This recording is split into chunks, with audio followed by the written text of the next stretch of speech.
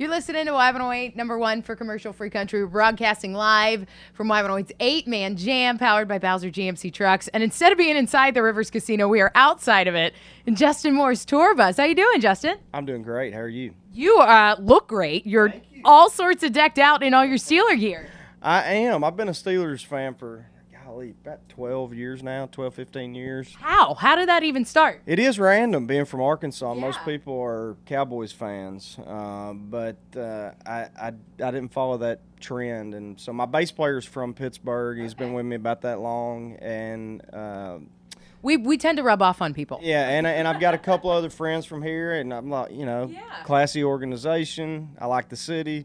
I'll be a Steelers fan. Yeah, So why not, right? And I heard you went to a Pirate game today. we did, yeah. It's about my third or fourth time to go to that park. What a view. It's one of my favorite parks in the majors, and baseball is my favorite sport. So anytime we're at a town that we can catch a day game, we try to do so. Saw a lot of home runs today. It was good. Oh, good. And but did you see any fireworks? I know they try to set them off in the day. They do, yeah. I think maybe every time they score. Yeah. So yeah, it was good. It was fun. Well, I'm glad you enjoyed yourself.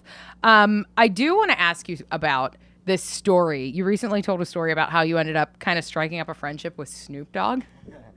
Can you please retell that story? I've made some random ones over the years for sure, but couldn't have been a nicer guy, more down to earth guy. Yeah, we were doing. I just talked about baseball being my favorite sport.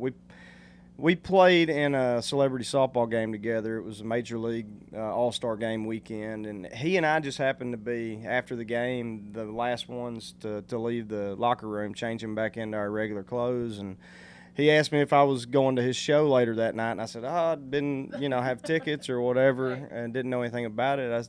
He said, well, I'll hook you up with some tickets. And I said, okay, cool. What time does it start? And I think it was like 2 or 2:30 a.m. And I'm usually in bed by 10:30 at night with 4 kids. And so I went back to the hotel, took a nap, and I was the only one there, I promise you, in a pearl snap and snakeskin boots. But after the show, he had us back to his trailer, and we hung out for a little while. And super, super nice guy. Yeah, he seems like he would be very easy to hang out with. Like he's probably super laid back. Yeah, it's so it was a fun night for sure, and haven't had an opportunity to do it again since, but maybe down the road we will. Yeah, well, and I would definitely make sure that friendship stayed strong. For sure. So I was scrolling through your social media, and one look, I mean, obviously, no doubt that you're a huge family man. And one of the photos that really caught my eye was your daughters turning your Yeti cooler into a pool. Just this week. How did that happen? Yeah, we had almost 2 weeks off, and so my wife and I decided to tackle some things around the house that we've been putting off, and one of which was cleaning out our garages and bleaching them and all that stuff. So, and our pool just now got warm enough to swim in, and the kids have been wanting to swim, and we said, well, when we get all this done, so they didn't make it till we got done. They had the water hoses out, filling Yeti coolers up and jumping in and out of them, and so I thought it was kind of funny, so I snapped a picture of it. Absolutely. I mean, they're smart enough to improvise. I feel like kids are the best at making toys out of things that aren't toys. Yeah, absolutely, and they, they're good at destroying things too. So, but no, they had a good time. It was pretty funny. What do you think is one of the funniest stories about one of your kids? One of the funniest things they've ever done? I know that's probably quite a few things. Yeah, it's the thing with kids. It's, to me, it's funny, but it's also uncomfortable as a parent, and any parent out there will agree to me. You just never know what they're going to say. You have times where, say somebody is at the house that's a friend of mine or something, they'll just go, why are you here? Or, just stuff like that, and you're like, you don't really do that, or that's not how it works. So, and there have been, my one of my middle daughters. This was a couple of years ago now. She goes, I guess she smelled something or heard something. She said, "Who farted?" And then I was like on a phone conversation with somebody. I may have been a radio station for all I know. But that's great radio. You never know what they're gonna say. That's great. Well, and the funny thing is that they pick it up from what we say. Yeah. Oh yeah, for sure. That's my youngest daughter, who's 4 now. She said something the other day, said a cuss word, and I don't cuss very often. I do a little bit, but we know based on which cuss word they say who they heard it from. You know, So was it you or your wife? it was actually my mom's. So we blame that one on CC. Yeah, well, that's all right. My mom always takes the blame too. So. Exactly.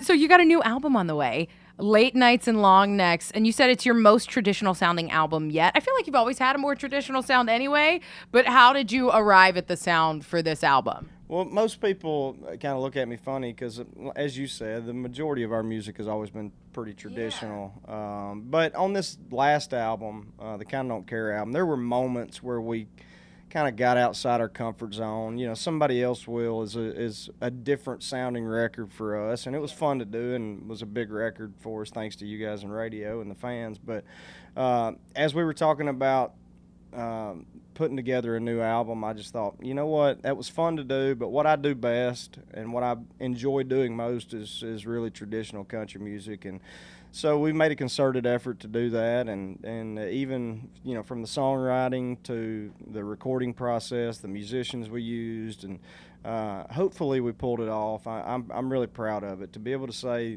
this far into my career that I believe this is not only my best album, but I had more fun making this album than I ever have. I think it's pretty special. Yeah, I'm really excited to hear it because we already have the ones that didn't make it back home and Jesus and Jack Daniels, and we got 8 more to go.